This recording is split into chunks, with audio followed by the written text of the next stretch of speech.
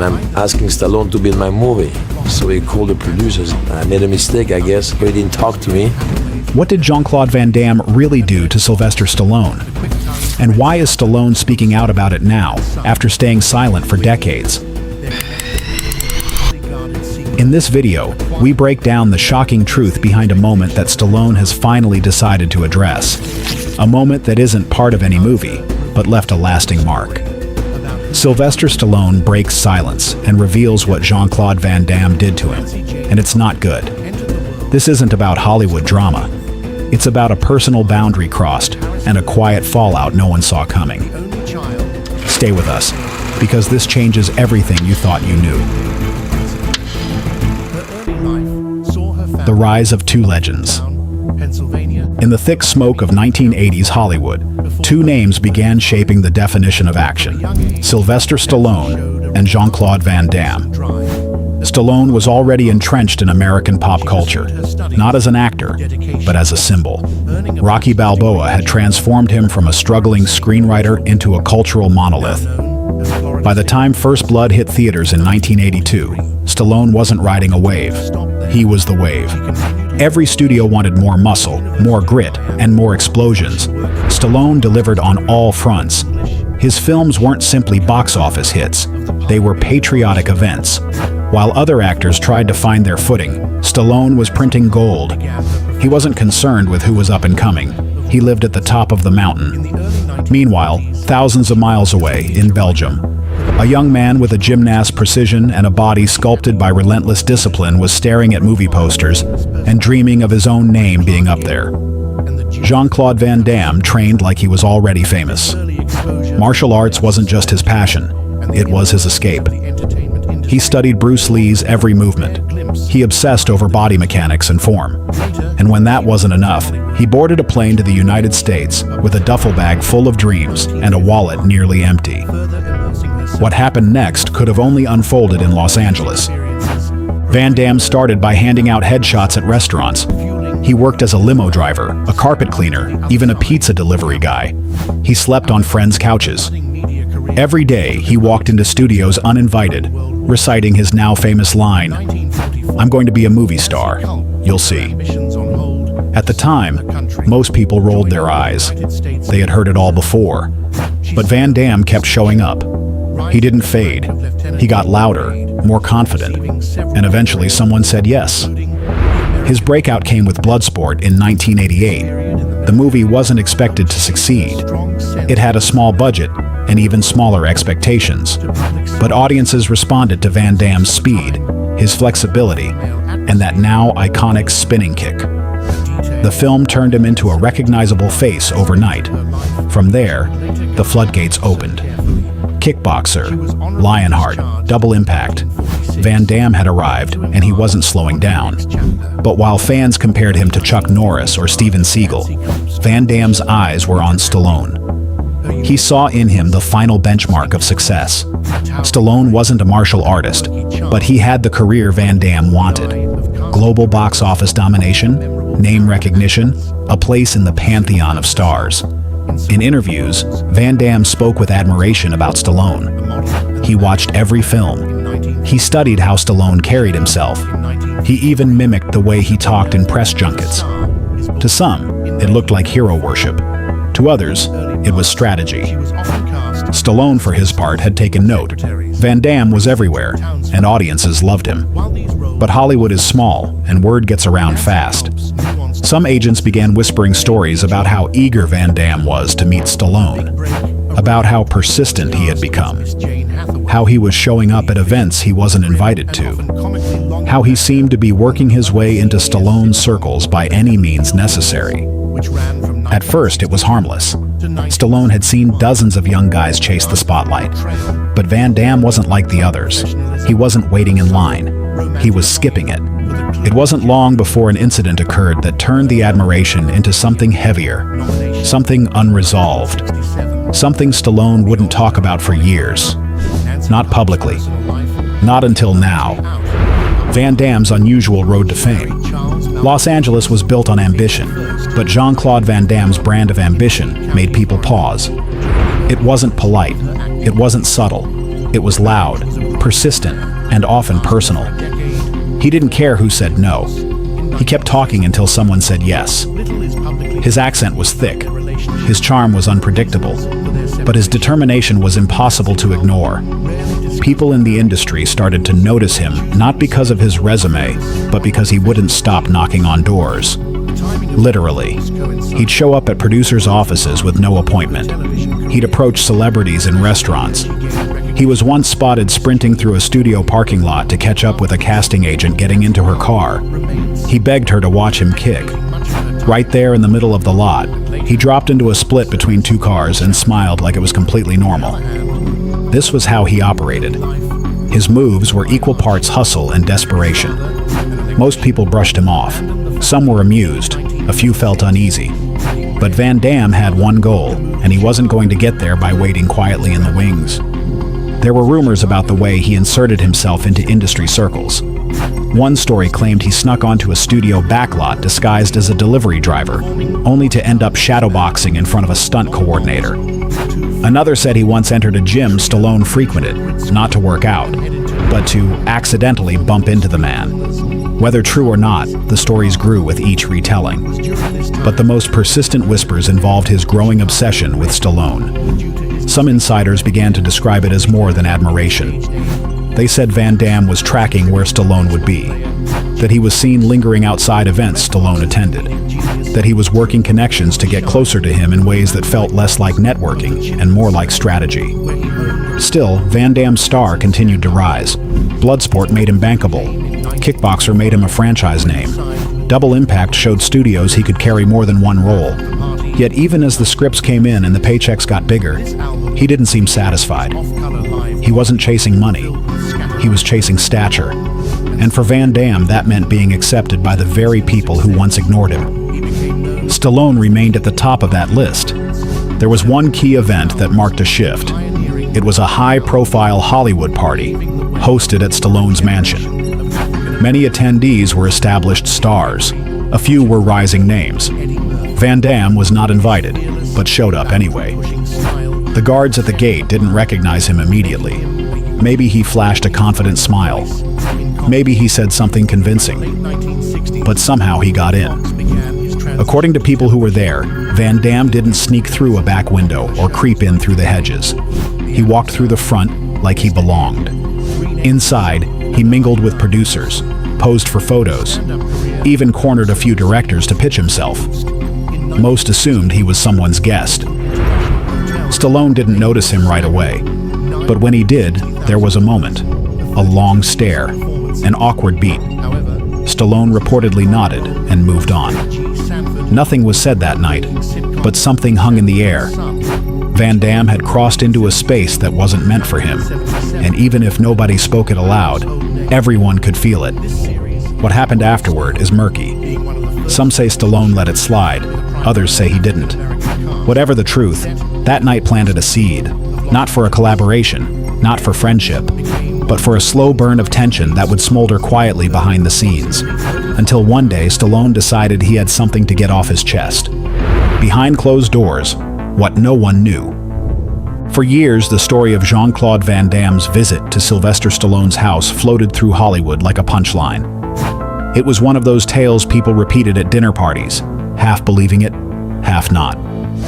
But behind the laughter, behind the surface charm, there was something else. Something that didn't sit right with those who were actually there that night. The party was supposed to be a casual gathering, not too big, not too loud. Stallone, known for hosting private get-togethers with hand-picked guests, had invited a close circle of producers, actors, and old friends. His wife at the time, Brigitte Nielsen, had helped arrange the evening. She had become a public figure in her own right, and although she often played it cool around the Hollywood crowd, she was known to be fiercely protective of her space. Sometime after the sun dipped and the champagne started flowing, Van Damme appeared. He wasn't on the list. He wasn't expected. Some claimed he arrived with another guest. Others believed he walked up the driveway alone and talked his way past whoever was working security. The exact details remain unclear. But what's certain is this: he made it inside. The mood reportedly shifted the moment he entered. Not dramatically, Not like a record scratch moment in a movie, but subtly. People noticed. He greeted strangers like old friends. He complimented the furniture, the art, even Stallone's dog. Then he began seeking out Sly himself. It didn't take long. Stallone was near the pool, speaking with a director. Van Damme approached with a wide smile, extended his hand, and delivered a line he'd been rehearsing in his head for years. "I finally made it." Stallone, caught off guard, shook his hand, but according to one witness, his expression froze. Nielsen, standing nearby, didn't say a word. She looked at Van Damme, then looked at her husband. It was a cold stare, and from that moment forward, the atmosphere turned tight. What Van Damme didn't know, or didn't care to notice, was that Stallone didn't find this flattering. He found it intrusive. According to a longtime friend of Stallone's, the actor had already heard about Van Damme's stunts around town. The gym drop-ins, the studio ambushes, the rehearsed compliments at red carpets. This wasn't the first time he'd crossed paths with Van Damme, but it was the first time he'd felt cornered. Later that evening, as the party began to thin out, Stallone reportedly asked a friend, "Who the hell told him he could be here?" The question was rhetorical. The frustration was not. There were whispers afterward. Nothing public, nothing confirmed. Some said Van Damme had followed Brigitte Nielsen around the house, talking too much, standing too close. Others said he had wandered into private areas, mistaking boldness for charm. None of this ever made it into tabloids. It stayed in the margins. But the impression had been made, and it wasn't a good one. Van Damme eventually left, unaware of the damage he had done, or maybe unwilling to acknowledge it. To him, it was another step toward visibility. To Stallone, it was something else entirely. Over the years, the story was softened. Stallone would mention it with a smirk in interviews. "He showed up at my house," he'd say, laughing. Audiences assumed it was harmless, a quirky anecdote about two action stars crossing paths. But no one ever asked what happened when the cameras weren't rolling. No one asked how Stallone actually felt about it. Not until recently, when, decades later, the smirk disappeared, and Stallone, visibly agitated, finally said what had been on his mind all along. Stallone breaks silence. For years, Sylvester Stallone kept the story under wraps. The Van Damme incident was always played off as a light-hearted memory, told with a chuckle, trimmed down for late-night interviews. Most people thought it was just another Hollywood oddity, a young, cocky martial artist showing up uninvited, trying to impress the king of the genre. It made for a good story, until Stallone finally stopped laughing. In a recent interview, filmed quietly, released without fanfare, Stallone decided he had stayed silent long enough. And what he revealed wasn't some forgotten party tale. It was a memory still laced with irritation, one that clearly never sat right with him. Jean-Claude was not respectful, Stallone said, tightening his jaw. He was not a guest. He was not invited. He was not someone I trusted to be in that space. The interviewer didn't interrupt. There was no script here. Stallone wasn't performing. He was remembering. And what he remembered had nothing to do with admiration or mentorship. He described the night in clear terms. Van Damme had entered his home without warning, slipped past security, and moved through the house like he owned it. He approached guests he didn't know. He hovered too long near Stallone's wife. He ignored body language, avoided subtle hints, and kept pitching himself like the room owed him a career. Stallone had brushed it off publicly for decades. But sitting there now, older and sharper than ever, he made it clear. That night wasn't about ambition, he said. It was about ego. He wanted to prove he could get in, and he did. But I never forgot it. For the first time, Sylvester Stallone broke silence and revealed what Jean-Claude Van Damme did to him. And it's not good. It wasn't just an intrusion. It was personal. What bothered him most wasn't the arrival. It was the disregard. The way Van Damme walked past boundaries, social cues, private spaces, as if no one else in the room mattered. It wasn't confidence, Stallone continued. It was disrespect, plain and simple. My wife saw it. My friends saw it. Hell, I saw it. But at the time, I didn't want headlines. I didn't want drama. He admitted he kept his distance afterward, that every time Van Damme's name came up for a project, he passed. Not because of competition, because of principle. When asked why he eventually cast Van Damme in The Expendables 2, Stallone didn't hesitate. Because the role needed someone cold, someone who could stare you down without blinking. I knew he had that in him. They worked together. They fought on screen. But there was no reunion, no forgiveness, no buried hatchet. Stallone said they spoke only when necessary, and the set stayed quiet between takes. He didn't end the interview with bitterness. He didn't throw insults. But he did offer one closing thought, quietly. There are people you work with, and people you respect. Sometimes they're not the same.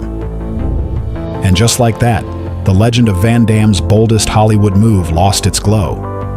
The silence was over, and the truth was colder than anyone expected. The fallout we never saw. When Stallone finally spoke about what happened with Van Damme, it didn't make a splash. There were no urgent headlines, no trending hashtags. It came and went, quietly. The interview aired on a smaller platform, one of those long-form sit-downs where actors reflect more than promote. Most of the world missed it, but the people who needed to hear it, those who had been around, who remembered the night in question, they caught it. Some were surprised Stallone said anything at all. He was never one to air grievances. He built his career on strength, grit, and silence. But something in his expression made it clear. This had been sitting with him for too long. Those who had worked with him over the years could recall subtle signs. A moment on set when Van Damme's name came up and Stallone's face hardened. A meeting where Van Damme was suggested for a role and the conversation shifted. None of it ever looked like a feud. But it wasn't warm either.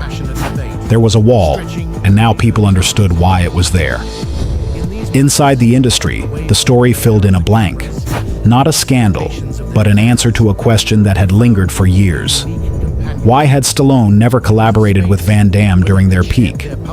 Why hadn't they stood side by side when every other action hero seemed to cross over into each other's worlds?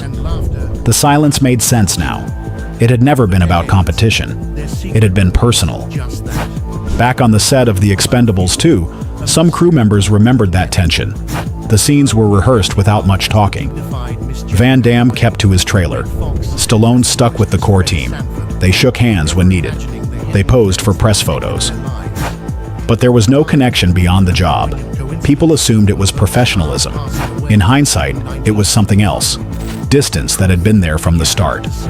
Van Damme never responded. No interview. No quote. Those close to him said he had no intention of revisiting the past. Some even said he didn't remember that night the way Stallone did. To Van Damme, it might have been another ambitious move. One of many. But for Stallone, it wasn't just another night. It had changed the way he saw him, and nothing that followed ever really undid that. Friends of Stallone say he didn't bring it up again after the interview. He hadn't planned to. It came out in the moment, like a window opening for a second and then closing. He said what he needed to say and moved on. There was no fallout in the traditional sense, no press storm, no calls from agents. But the people who had been in those rooms, the ones who had always heard the story as a joke, now carried a different version of it in their minds. One that felt quieter, more honest, and a little heavier. Van Damme's fans still love his films. Stallone's legacy remains untouched. But between them, something was always unsettled. Something that wasn't loud, wasn't public, and never really healed. And maybe that's all it ever was meant to be. A line crossed, a moment remembered, a friendship that never happened, a door that never opened again. Years have passed since that night. The house has changed. The people have changed. The moment itself has faded from public memory. But for Sylvester Stallone, certain memories don't get filed away. They just sit, unspoken, untouched, but always there. He didn't bring up Van Damme again. Not in interviews, not in memoirs. He let that one conversation speak for itself. The words had hung in the air long enough. Repeating them would have cheapened them. Van Damme, for his part, remained quiet. Whether out of pride, restraint, or indifference, he never corrected Stallone's account. He didn't deny it. He didn't defend it. Maybe he figured the moment had already happened, and there was nothing worth reopening. Maybe he remembered it differently. Or maybe, deep down, he knew Stallone had always seen him as a guest who had overstayed his welcome. The strangest part is that both men continued on paths that sometimes ran parallel, but never touched again.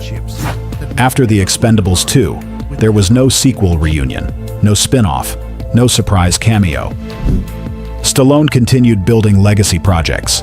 Van Damme shifted into smaller, more self-aware roles, films where he played versions of himself, sometimes washed up, sometimes wise, always trying to reframe how the world saw him.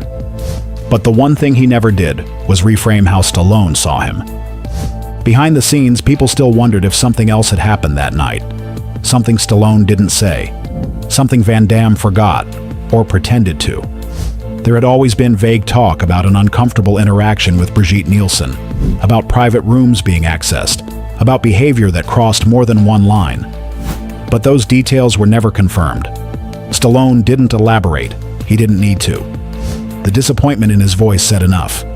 The story now fully told isn't a scandal. It's not even explosive. It's something quieter, sadder. Two action legends who could have shared a moment in history never did. Fans often imagined a Stallone-Van Damme team-up in the 90s. Maybe a buddy cop film. Maybe a soldier versus assassin flick. Something iconic. The posters were dreamed up in dorm rooms, drawn by kids who worshipped biceps and slow-motion showdowns. But behind those fantasies was a reality neither actor ever really spoke about. They didn't get along, not because of rivalry, because of a line that was crossed early and never uncrossed. Some say Stallone was too harsh. Others say Van Damme was too bold. But both of them, in their own ways, were products of their time. The 80s action era was built on ego and myth. Everyone wanted to be the biggest, the loudest, the most unforgettable. There wasn't much space for apologies. Today, they live on different sides of the legacy spectrum. Stallone is still carving statues into the mountain.